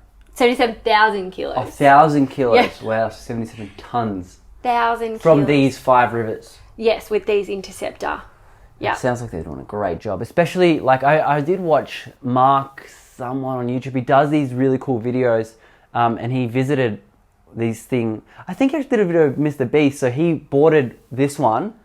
Do you remember watching this? So he boarded it, and it was, I forgot where it was, and Mr. Beast went and cleaned up. Yes, him and some other people were picking and he joined it a up. bunch of subscribers, heaps of subscribers there helping out, picking up plastic manually compared to this interceptor. Yeah. I think it was that one. But that one was, on a river. it moved though, didn't it? Oh, I think it just went straight down the river. What Yeah, this but it one do? moved. It did move, yes. Yeah. This is stand still, is it? Oh no, the original does does okay. move. The barrier and the fence doesn't move, Okay. which makes sense. Yeah, that does make sense. Yeah, I showed you a photo of the fence one and earlier. it was crazy, yeah. The amount of rubbish that was Piled caught on, yeah. after the fence. And then, amount of trash removed in total is just under 1.5 million kilos. Wow. That's really, really good. I mean, it does make me feel hopeful that there is a future of plastic removal in the system, something that can remove this huge amount of tonnage that we've currently got in there. I don't think this contraption would make me not want to visit somewhere, like a tourist issue. No. You know what I mean? Like, is that a thing? People are like, I don't want this in the water because it's ugly. I can imagine some cities being like, like beautiful canals in Paris. It's got this, yeah. And then, it's got this thing. But it looks cool. I think so. I don't think it would deter me at all. No. I think it would actually, like you just said, we might go see one. Like, that's exciting. 100%. Because that's the way of the future. This is the reason we can have clean water and clean streets, and the locals can be healthier because there's not plastic absolutely obliterating their marine environment and their urban environments as well. I'd much rather see something like this little contraption boat thing rather than plastic amassed in the everywhere. canals. 100%. Well, what's really cool about this kind of stuff is, like you mentioned, rivers are the stem. And because through science and through satellite imagery and these different modalities, we know where this is coming from and we can identify the lowest hanging fruits. And that's the best part. And the solution I've got here is actually really fascinating. So if you recall earlier, we talked about the 5 countries that produce the biggest amount of waste. Now, there is an opportunity to reduce plastic waste here in these 5 countries by 65%. And doing that will reduce the global amount of plastic waste by 45%. So we're talking about cutting it in half. Stupid. So it's almost the 80-20 rule, focusing your energy on 20% that causes the 80% of the issue. Correct. It's a 6-step system. I'm going to read these 6 steps. So I think they're done and written very well, again, by the McKinsey Center. So they've done some incredible work, and their writers and science journalists are absolutely super knowledgeable. So 1, obtain real and meaningful commitments from national governments, governors, and mayors to set and achieve ambitious waste management targets. Again, you can't see it, you don't know what it is, you can't lose 5 kilos if you don't know how much you weigh. So you need targets. 2, provide local proof of concepts for integrated waste management approaches in a number carefully selected pilot cities. So, like what you're talking about, Dominican Republic and these other nations that have the Inceptor, they're collecting that 77,000 kilos of waste. Proof of concept, it's been done. So this is how, as we get through time, it's going to become easier and easier, especially with these poorer nations. 3, building a best practice transfer mechanism of global enterprise to high priority cities. Like you said with Jenny. They're transferring in a closed environment, and we need this might not just be Indonesia, it might be Indonesia to China or Indonesia to Australia, wherever it's got the facilities that makes it economically viable. Very important. Facilitating technology implementation by equipping technology providers with detailed data. So just being able to track how much rubbish, what kind of rubbish, is it recyclable, where can we take it? So knowing the data. And next one is ensuring required project investment conditions are in place. You need money. Simple. That should be number 1, really. Number 6, bringing leadership and a strategic focus on solutions as part of the global policy agenda on the ocean. So this isn't an Indonesia problem. This isn't a China problem.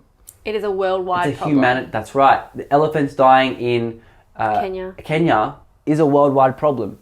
Their symbiotic relationship with the environment affects people in Cooper Pedy, and it affects people in Utah. Like, there's no discrimination when it comes to the environment and the laws of the universe. You got to think of the circle of life. 100%. If one thing gets taken out, it's no longer a circle. You want to hit a kicker in all this? How much is this going to cost? So before I mentioned that it costs $2.2 trillion in social and environmental damages, this plastic issue. Now, implementing a system like this that again will cut waste in half will cost a measly $5 billion a year. People have that money, like human beings, not companies. super mega yacht Russian oligarchs and these super jet and super yacht and super house people. Elon Musk, Jeff Bezos, Bill Gates probably does some good stuff in his own philanthropic work, and Bezos has his Earth Fund, which maybe we'll look at this in the future. But $5 billion for a way to cut our plastic waste in half. That is hopeful. That's not a stupid amount of money. But the problem here is, again, the proof of concept. Imagine giving the $5 billion, crap, it doesn't work at this scale. So I don't know from the research that has been done, what is the scale compared to the interceptors that they've got going through Vietnam, Dominican Republic, etc. So I thought that would be really fascinating to mention. I think that is a good news part of this. Thank you for sharing. Welcome. Well, I do have another little contraption that I thought was really cool when I found out about it. Cool. And it was only recently that I did find out about it. It's called a waste shark. Ooh. Have you heard of it? No. Okay. In simple terms, it's like a robovac. Like a Hoover? No.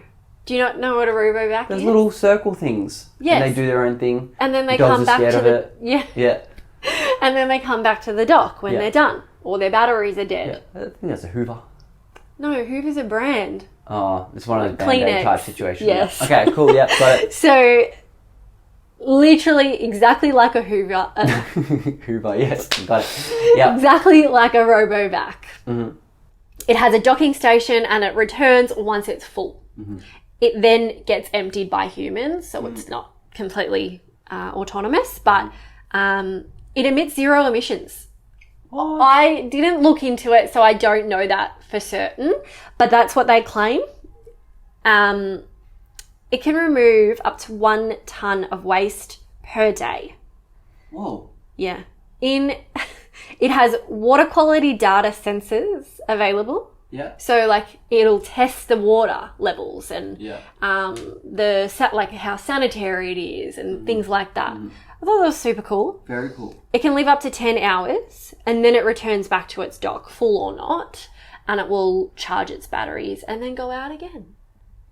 Every 10 hours. That's great. Up to 1 ton of waste. Yeah, that's a lot of waste. I don't like with the ocean cleanup. They spoke about how it's safe. Mm-hmm. So I don't know if I don't know how safe this is. Is this collecting Fish animals? as well. Yeah. I don't know. I really don't know. There wasn't a whole lot of information about this. In the water right now? I believe so. Okay, cool. It might still be in testing phases. Okay. I'm not sure. Test it in the pool first. Yeah. Well, I hope Yep. so. But yeah, I thought it was really cool because I used to have a robovac, and it's so convenient. You just press on, you go out, and you come back to a clean house. Did you notice that in the Bangkok airport they have a robo cleaner? No, I didn't. Half the size of me, just running around cleaning. Really? Yeah, super cool. The way of I'm the imagining future. Singapore has a bunch of those. Yeah, on the Singapore's street really and stuff. clean. Yeah. But there's a lot of solutions, like we said, which is awesome because usually I could go for days. Yeah. About all of the people. Really? There was one article that was about 10 new inventions, and we're hearing about a lot of things these on, uni students that are coming out. Yeah. The new engineers of the world, they're just so Crazy. Amazing. Yeah. Super creative because they have to solve it. Yeah. But amidst this, I think it's important to know, don't fall in the dangerous trap of, there's things that are being cleaned up, so I don't need to worry about my plastic waste. So that is the danger I think it can cause. And I wanted to do some research into this exact topic in case someone does think that, or in case people think that in the future. Recycling does not keep pace with plastic waste at any level. So there's again lots of graphs that I'll leave linked below if you go on the website. And there's only so many sunglasses that we can, manufacture. That's right. Park benches, you can't. Yeah. There's only so many. Our shoes are made from plastic bottles, They collected are. from the ocean. Vivo barefoot. Good on ya. But is there a huge benefit in recycling, reusing? Yes, definitely. We can't deny recycling. It is a pinnacle. Will it solve everything? No. Reusing is the best you can do, or not having it in the first place. So refusing is number one. Correct. So there's lots of different ways you can look at it. So in terms of a business sense, it makes sense to reuse and recycle. And the Ellen MacArthur Foundation did a huge report. We're talking about 100 pages of different companies, examples of the fact that there is a $10 billion opportunity by just replacing a mere 20% of single-use materials that we have now on the shelf to reusable products. There's lots of different ways, and I won't run through it all. If someone wants to read more, again, I'll leave it linked in, but it cuts production and transportation costs. Like imagine water bottles compared to one reusable bottle. Like there's lots of different cost saves there. It builds brand loyalty. So if you have a Sea Shepherd Keep Cup, you want to go to the cafe and you're keeping up with the brand. Your Sea Shepherd Keep Cup breaks, you buy a new one. Is that a thing? Sea Shepherd Keep Cup? Yeah. Absolutely. Keep Cup have teamed up with the Sea Shepherd to make it. It's just a normal Keep Cup with the black strip with the Sea Shepherd logo. It's actually a very cool looking Keep Cup, yeah. Improves user experience with the superior design. Again, plastic bottle example. Flimsy, you break it, it's cheap, it's crap compared to Frank Green bottles is incredibly damaged right now, if you can see on the camera. But however, it's not damaged, it's loved. It's used. That's a much better experience for you than a plastic bottle. Of course, it optimizes operations and your individual needs are catered for. So, for example, that button. I don't want to unscrew a bottle cap every time. I just want to press a button. That's it. So, and if you want to unscrew, there's bottles like that, those metal ones that keep the unscrew. So it's about catering. The opening does bother me because the mouths are so wide. Yeah, so easy spillage. Yeah, I spill it all the time. So this little hole is perfect. To drink from, no spillage. Absolutely. So there's lots of reasons to reuse and recycle and refuse because you have your own thing. The main obstacle with this system of the reduce, reuse, recycle is, well, besides education, of course, is cost. So it does cost more. If you look at a plastic bottle here, it costs cents. Whereas a reusable bottle will cost you many dollars. Like our Frank Green one was like $50 or something. It's not cheap. It'll eventually pay off, but that initial barrier, it's real. And we can't deny it. So especially if we're looking at the nations that produce the most waste, the ones with the lowest income. So that is a barrier there, and we can't ignore that. But a solution to that, super simple. You travel to Queensland or you go to different cities around Berlin, there is a plastic recycling scheme. So you can create a plastic, recycle it, and eventually save up that money, get a reusable system. But also, let's say that a company keeps producing these cheap plastic bottles that you purchase. You're not just going to discard them because it was 1 cent. You're going to keep it and recycle it properly because it has now become a cashable commodity. So that is a very important thing we need to look at and implement more. Victoria, our home state, is bringing in a system like that, which I'm really excited about. It should be everywhere. I don't see why it isn't. It does create a slight initial investment and maintenance investment, but eventually it pays for itself. But there's something I want to add to that. If you are drinking out of a flimsy plastic bottle every day, we know that plastic is actually getting into our system. So yes, your Frank Green bottle, or would you have a bottle, not sponsored, will cost you money now, but that plastic bottle will cost you in healthcare or years of your life later. 100%. There's lots of different health impacts that you don't want to have that we're just learning about. Like a study of blood being in our plastic being in our lungs came out 2 months ago. Like it's really starting to come out now, the different places it's at. Like it's really, really alarming. So what should you ditch? What is the plastic that we are leaving? What are we talking about here? When we're looking around, we don't have too much plastic besides the really durable ones, like what my phone is on. My camera is partly made from plastic, but that is to last for many, many years. So there's lots of things that we have. What are we saying you should reduce? We're not saying go plastic free because we are not Neanderthals. We cannot live in a modern society with that mentality. So a big thing for me, if you think back to when was the trigger that made you think plastic needs to stop? And I remember watching that straw getting pulled out of that turtle's snout. is it a snout? I'm not sure. Nose. Nose. Yeah. Many years ago when that came out, 2015 I believe it was. And a lot of people now hate straws. And some people still love straws. So I want to look at what is the actual damage that straws are doing. And realistically, and to my surprise, they only amount for 0.03% of the plastic polluted, so generated actually. So if we were to eradicate fully plastic straws, single-use plastic straws, our plastic problem would only be reduced 0.03%. Now, again, the reason I'm saying this is because you need to focus on the bigger things. However, that's still tons and tons of plastic on a global scale. So And I feel like straws are the easiest things to ditch. Super easy. If you think you're going to, like, I don't know, it's just so easy to get rid of. 100%. If you are that concerned about having a straw, you can carry a metal one or a bamboo one on you. If it is that important to you. Cannot live without my straw. Some people, it's a strange mentality, but yeah, it is the easiest thing to ditch, but it's definitely not the biggest fish to fry, so to speak. Recycling. I want to touch on recycling for a second. So we talked before. Wait, what is the biggest problem? Are you going to get into that? I don't have that. Okay. I don't have the biggest problem. But in terms of amount, plastic straw is up there. I know that. Plastic bag, plastic straw.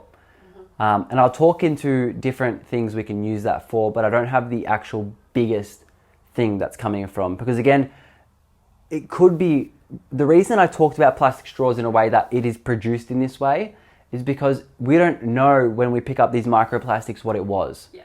So we will never be able to work out what is the biggest thing. So we have to look at production, which we know plastic straws have a huge role in the microplastics, but it's not the biggest role in terms of ocean plastic. Yeah.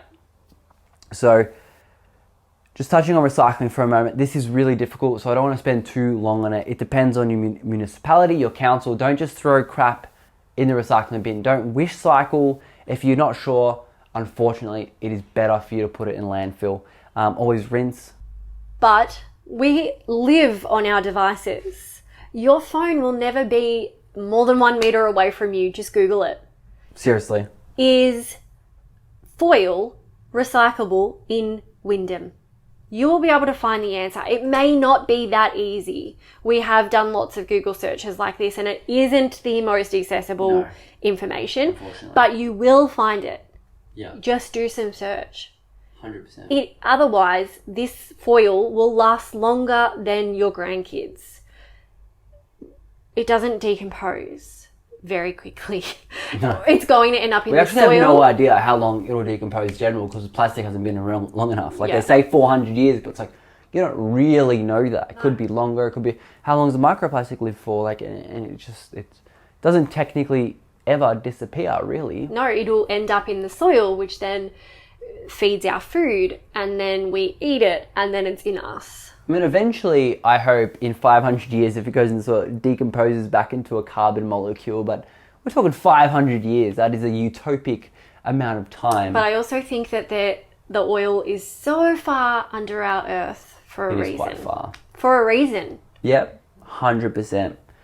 Now just touching on the recycling again, while we're on that, even if you do the right thing and you recycle, not all of your recycling is going to get put in the complete box. That could be due to infrastructural reasons.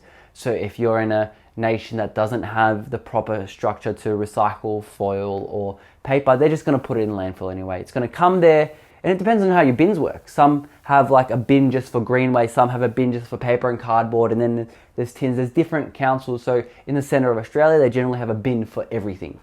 But that's not everywhere. And so it gets there. Let's look at a Western country like England. If you put everything in the right box, 3 to 4% of goods that can be recycled aren't recycled just because it's not economical. Mistakes happen. Food waste. Food waste, contamination, that's right. So if we can't recycle, what is the next best thing, Sharna? Refuse. No, refuse is the best thing. The best thing. I might have worded that incorrectly, but yes. Based on those recycling stats, we know very clearly refusing is the best way to go. And, you know, we could also fall into the trap of alternative plastics. It's biodegradable, it's compostable, it's all these things. But, I mean, when we chatted to Ross and Ramona Hedefin, which was a great episode, they had a fantastic point. Well, that still requires energy to produce. And it still actually requires a specific environment to break down. So something like my episode with Nick Consumpus, he said, if you put a head of lettuce in landfill, it doesn't just decompose in a week, it takes up to 25 years. Yes. Because there's actually no definition for what a bioplastic has to be. There's different oxidation levels, there's different bacteria that is required, and it could take 100 years to decompose. And of course, there might not be any oxygen when the next lot of rubbish goes on top. Yeah, so it is not a solution to alternatives, to plastics. Don't just look for compostable. Yes, if you have to get it and you're yearning for something, look for those labels. And if it's compostable, give it to someone with a compost that has the proper environment. What's that website? Find My Compost? Yeah, or something where you can find, especially for urban environments, if you're living in an apartment, for example, that was a fantastic way to get that. But also there's plastic alternatives. So say you want to go shopping, you can get organic tote bags, which if we're looking at an organic cotton bag, there's stats, and again, I'll put it all in the show notes. It takes 149 uses to make that worth it in terms of greenhouse gas emissions. So the best ones are actually the Coles or the Woolworths. In terms of greenhouse gas emissions, there's recycle on that are sturdy, but it has to last you at least 8 times for it to be worth it in terms of the long run. But saying that, I've got an organic cotton tote bag. As long as I've had it for longer than half a year. Every day. I use it almost every day. 100%. So there's lots of ways to do it, but I think unless you've got anything to add, the biggest takeaway from my deep dive and the research I've done is refuse is 100%. I don't think we've touched on refuse nearly enough. No. Well, actually, we haven't at all. So by refuse, we mean when you're ordering a drink at a cafe, say no straw. If you're out at a food court and you're ordering food and they give you plastic cutlery, say no. So what's the alternative? You need to bring your own. We've been on tours lately and they've been offering us water bottles. And we're like, no, thank you. We've got our own. Same with your bags. We go and buy fruit, and every single time I go to grab a plastic bag to put it in. No plastic. No, thank you. And they're all very understanding. A couple of times they're a bit confused, especially when we got ice cream and they're like, you don't want a spoon? Like, we've got our own. You point to the bag. Yes. Yep. Unfortunately, today we went to a pub. And goodness.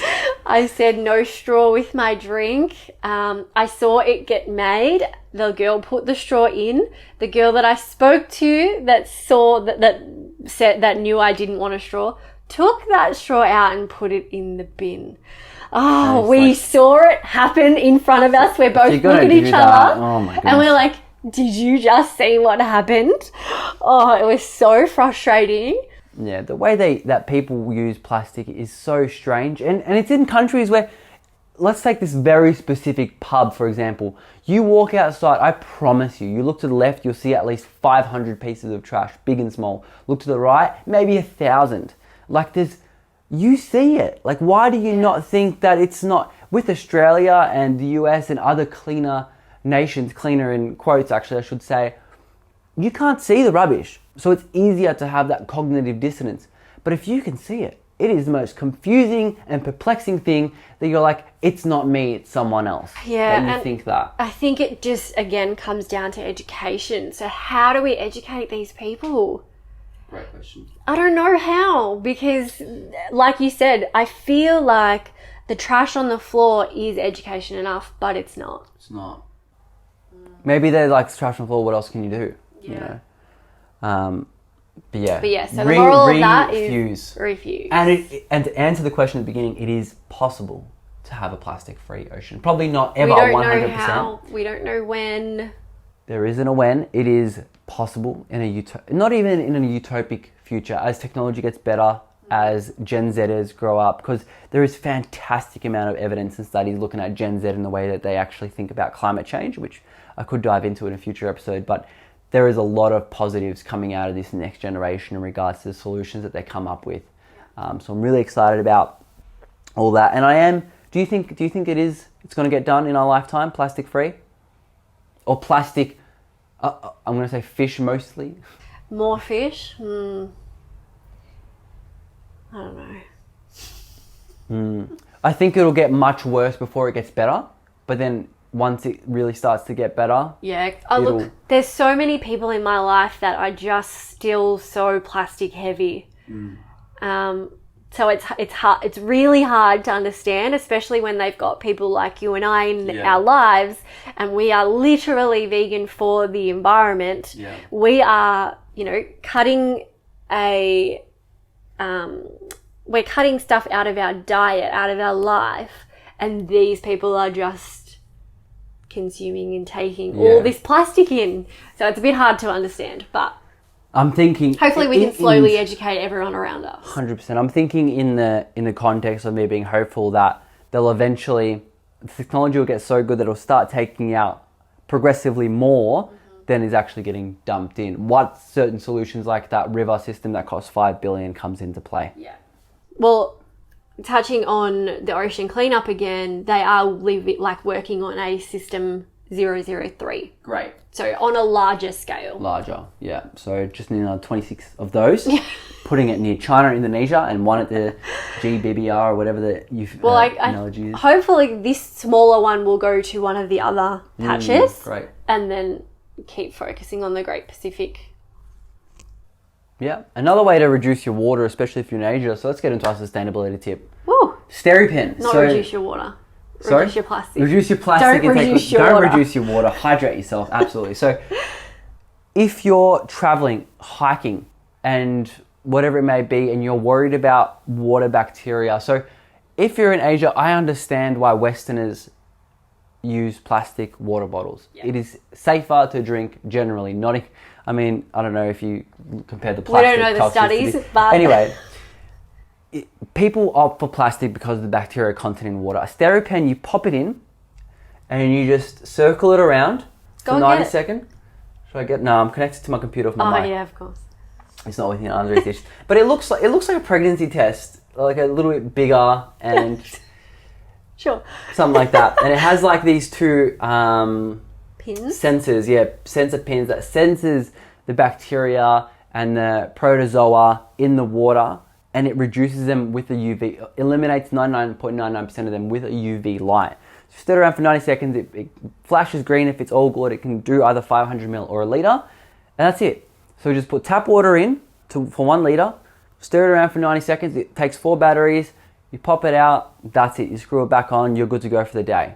So that's how we've been plastic free when it comes to water bottles during our time here. We haven't had one in 4 weeks.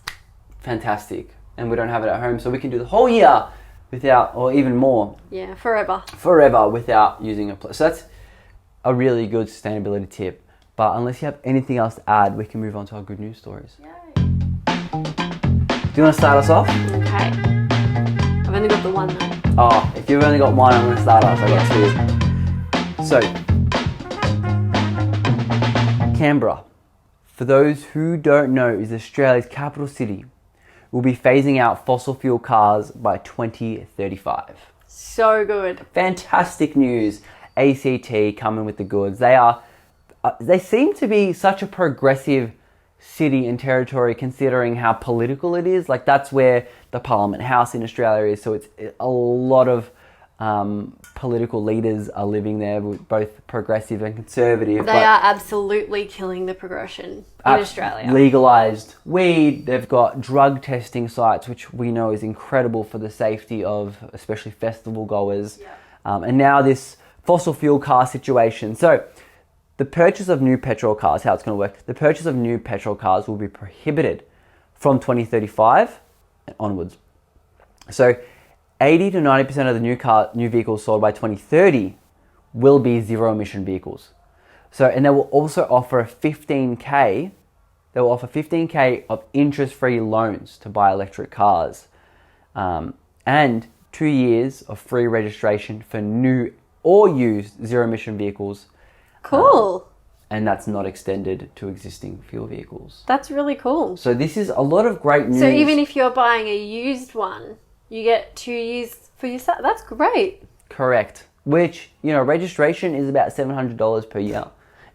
That's a chunky... 800. That's a chunky... When did you last pay, Rojo? It's been a while. That's great news.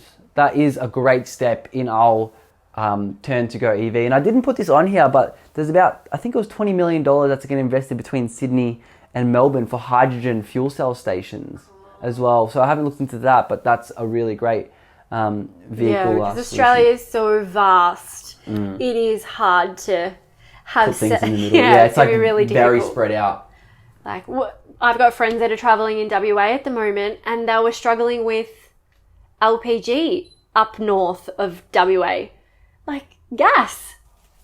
How weird is that? It just blows my mind. I would understand if it was electric, but I guess this also means that electric cars will come down in value, in price. 100%. So they'll be more affordable for the average person, which is, really, really excellent. It is really excellent. Do you want to go into your good news story? Qantas is bringing mock meat to its menu. No way. I did not see or hear anything like this. That's super, super cool. And obviously we are very into travelling. We were both in the travel industry. I am currently. So travel is a really big part of our lives. With the fact that it is so high in emissions, we love to be able to offset it and keep it low whatever way we can. And obviously eating mock meat and vegetables is a way we do that. So by the end of 2022, Qantas plans to have burgers, bolognese and schnitzels on its menu in their lounge schnitzels. Whoa. And on-board flights. This is in all cabins too. So it's not just like I'm in business class, I get all of the goods. Quoted from the Qantas chef, which is Neil Perry. Okay. Have you heard of him? No. He owns a restaurant in Sydney as well. Fancy. So, very fancy. Yeah. We'll have a complete plant-based dish on each of the menus, and we've also started looking at plant-based meats like Beyond, Impossible and V2. V2, which is an Australian product, so I feel like they are leaning towards that. Great, I love V2. Yeah, V2 is excellent. Delta, Air New Zealand and American Airlines are already using the Impossible brand. Oh, wow. Yeah. Didn't know that. How incredible. Very. They say that fake meats will be trialled in the lounges first with Qantas. Yep. Perry explains that domestic is faster than international and lounges are faster than both. So they'll get trialled in the lounges first and then be brought on board, obviously depending on how well they do. If schnitzels do really well and burgers don't, it'll balance out. So his Sydney restaurant is also partnered with V2 to offer vegan options. Awesome. Yeah. He did go on to mention that, they'll never remove meat and your business class people don't have to worry. They'll always have steak. But you never know. Never know. Never say never. Well, I'm going to stick with the travel trend here for a second with my final good news story. So Rex, which is a country town, low-cost airline in Australia. Now, they're retrofitting their airplanes for electric propulsion engines. Wow. Right? So this will take place after trials in 2024 and will hopefully lead to cheaper fares and lower carbon footprint on their flights. So they plan on installing engines that are powered by both batteries and hydrogen. Now, this is fantastic timing because next week I got my episode with Professor Pericles from Cranfield University, and it's pretty much an hour and a half, how long it was, on just hydrogen engines and the possibility. And he particularly works with Boeing, Rolls-Royce and other engine companies. So we'll be talking a lot about that. So hydrogen-powered airplanes mixed with a battery cell. So this is fantastic news. Rex is the first one in Australia, but there are different carriers around the world that are testing this out. So how good is that? Yeah. Well, there's some airlines doing biofuel. They're doing this. So Etihad, did biofuel. I remember that. I think British Airways as well. Oh, really? So Wow. it's the travel industry are really trying to step up because we know that they emit a lot of emissions. Yeah. It's a huge one. So it's really good to see that they're trying to lower that and get on board with the Paris Agreement and etc. 100%. And Rex did not see that coming. No, a regional, tiny. Yeah, small. That's but amazing. it's always the small businesses and stuff that are very progressive or can be more progressive. Imagine Qantas they'd have to invest billions of dollars just for the idea. And the board members just wouldn't get on board because it would cost them. Correct. So, fantastic episode. We're going for about to be 2 hours. So, I hope that we have given you some sort of education on the topic of plastics. It is a topic very near and dear to us because it does affect every single one of us on this planet. If you did learn something, reach out to us on the Instagram, TikToks, and all the good stuff. We are posting vegan travel stuff on Instagram, TikTok. So if you haven't checked that out, please do so. Come and see how easy it is to travel vegan. 100%. So the upcoming episodes are, like I mentioned, Professor Pericles, which is going to be a really great, informative episode. I do recommend you watch the video version of that because he came prepared with PowerPoint slides, which I reference in the video. So good. We've got environmental blogger Jianu, and for an emotional episode, we've got Kate and Mick McIntyre, who will be touching a lot on kangaroo deaths, and particularly their new series on SBS, which is Eating Plants, which we watched a few episodes of, which is really, really well done documentary. So we're traveling around Asia for another month and a half. So the next episode we film will, I think, be in Phu Quoc in Vietnam. So good. On the beach. If you have any recommendations for restaurants or cool places that we can see in Vietnam, let us know. That's it. But besides that, that is all from me. If you love the episode, leave us a review, comment, subscribe, all the good stuff. Connect with us. That is right. But until next time, stay happy, eat plants, peace.